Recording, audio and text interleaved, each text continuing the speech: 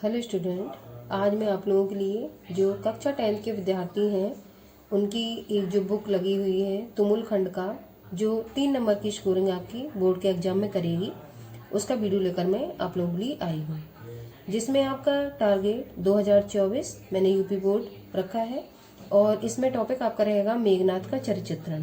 इसके पहले मैंने एक वीडियो डाला हुआ था जिसमें आपको मैंने लक्ष्मण का चरित्र, ठीक है, उसका वीडियो मैंने आपको समझाया था। आज मैं इसी का सेकंड टॉपिक जो आपका तुमुल खंड का आपका मेघनाथ का चरित्र, वो भी आपका इम्पोर्टेंट है। ये 3 नंबर का प्रश्न बोर्ड में कई बार पूछा गया है।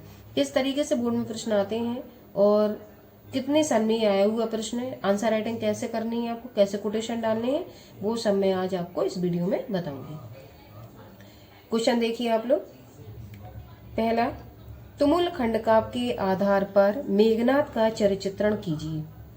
अब इसमें वेरी इंपॉर्टेंट 15, 13, 12, 11, 9, 7 में ये प्रश्न पूछा हुआ है बोर्ड में, और ये 3 नंबर में ये हर साल आपसे पूछा जाता है।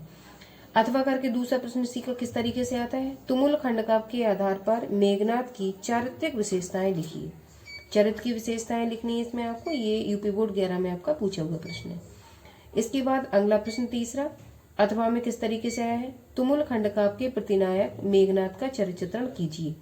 ये आपका यूपी बोर्ड 4 में पूछा हुआ प्रश्न है। तुमुल खंड काव्य के प्रतिनायक मेघनाथ का चरित्रण कीजिए, ये 4 में आपका पूछा हुआ प्रश्न। इस तरीके से प्रश्न आपके मेघनाथ के चरित्रण से पूछे गए हैं। जितना आपका लक्ष्मण का चरित्रण इम्पोर्टेंट है, उतना ही आपका मेघनाथ का भी इम्पोर्टेंट है। तो सभी जो 10th क्लास के विद्यार्थी हैं यूपी बोर्ड के, वो सभी लोग 3 नंबर के प्रश्न के लिए जो मैं आज वीडियो लेकर आई हूँ, इसको अपनी कॉपी में नोट डाउन कर लेंगे। आपको 100% ये प्रश्न आपकी बोर्ड के पेपर में हिंदी में मिलेगा। अब देखिए आंसर राइटिंग कैसे करनी है हमें, और इम्पोर्टेंट कितना है वो मैंने इसमें सर नाप के डाले हुए हैं, इससे आप देख के समझ सकते हो ये इम्पोर्टेंट वीडियो है आप लोगों के लिए। अब आंसर राइटिंग कैसे करनी है आपको, आंसर राइटिंग में उत्तर डालेंगे।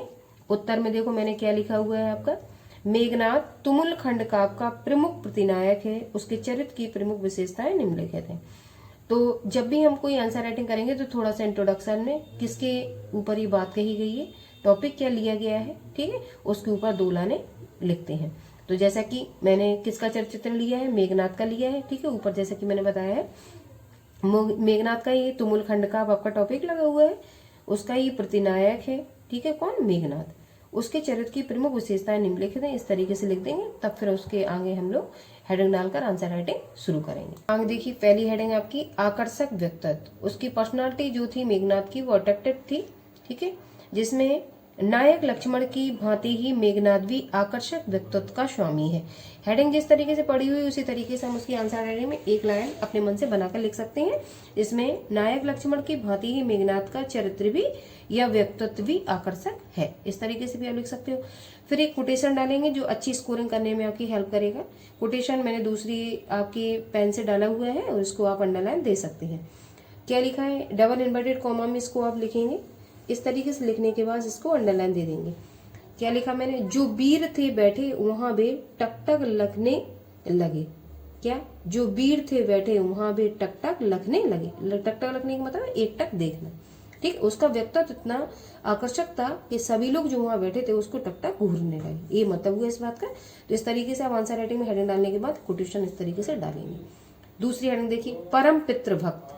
भले ही मेघनाथ राक्षस राज रावण का पुत्र है, परंतु राक्षस होने पर भी वह उच्च गुणों से संपन्न है। वह राक्षस ठीक था, लेकिन उसमें जो क्वालिटी थी उसके व्यक्तित्व में वो बहुत ज्यादा थी। वह परम पितृभक्त है, वह अपने पिता का, ठीक है, परम भक्त है। वह सामने आने पर रावण के चरण स्पर्श भी करता है। जब रावण सामने आ जाता है तो उसके वो चरण स्पर्श करना नहीं भूलता है। तो ये उसके जो व्यक्तित्व में क्वालिटी थी उन बातों को ये दर्शाने का कार्य करता है। अब आगे देखिए, वह लक्ष्मण से कहता है, फिर एक कोटेशन डालेंगे हम लोग, ठीक है। कोटेशन में मैंने देखिए क्या लिखा, मैंने मेरे को सिंपल कोटेशन डाली हुई है जो इजीली आप 2 बार लिखने के बाद उसको याद कर सकते। जब आप बुक्स में देखेंगे तो वो कठिन आपके लिखे होंगे। अगर आपको मैटर सिंपल और अच्छा लगता है तो आप बोर्ड में मेरे नोट्स को नोट डाउन करके आप अच्छी स्कोरिंग करने में अपनी खुद की हेल्प कर सकते हैं। अब कोटेशन देखिए मैंने क्या डाला हुआ है, हे बीरबर। हे बीरबर, जब भी हम किसी को संबोधन देते हैं या संबोधन करते हैं तो इस तरीके से ये आपका जो निशान होता है ये वो इस तरीके से लगा देते हैं। ठीक है, मेरी विजय से अल्पविराम लेंगे, बद अब हो जाइए। उसने क्या कहा लक्ष्मण से, हे वीरवर, लक्ष्मण को संबोधित करते हुए उसने कहा हे वीर, मेरी विजय से बद अब हो जाइए। ठीक है, तो ये पितृभक्त में एक सेकंड कोटेशन आप लोग डालेंगे, इससे आपको हेल्प मिलेगी अच्छी स्कोरिंग करने में। तीसरी हेडिंग, परम शक्तिशाली एवं सूरवीर। वह मेघनाथ परम शक्तिशाली था और सूर योद्धा भी था। ठीक है, सूरवीर था, युद्ध में वो निपुण था। अब देखिए, मेघनाथ परम शक्तिशाली है, राम लक्ष्मण एवं अन्य वीर भी उसके पराक्रम को स्वीकार करते हैं। तो ये लाइन इंपॉर्टेंट है, इसलिए मैंने इसको अंडरलाइन दी है। इस तरीके से आप लोग भी अंडरलाइन दे सकते हैं।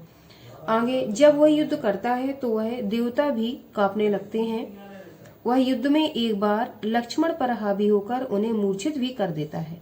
ठीक है, एक बार आप पढ़ लेंगे तो भाषा इतनी सिंपल है, आपको इजीली याद हो जाएगी।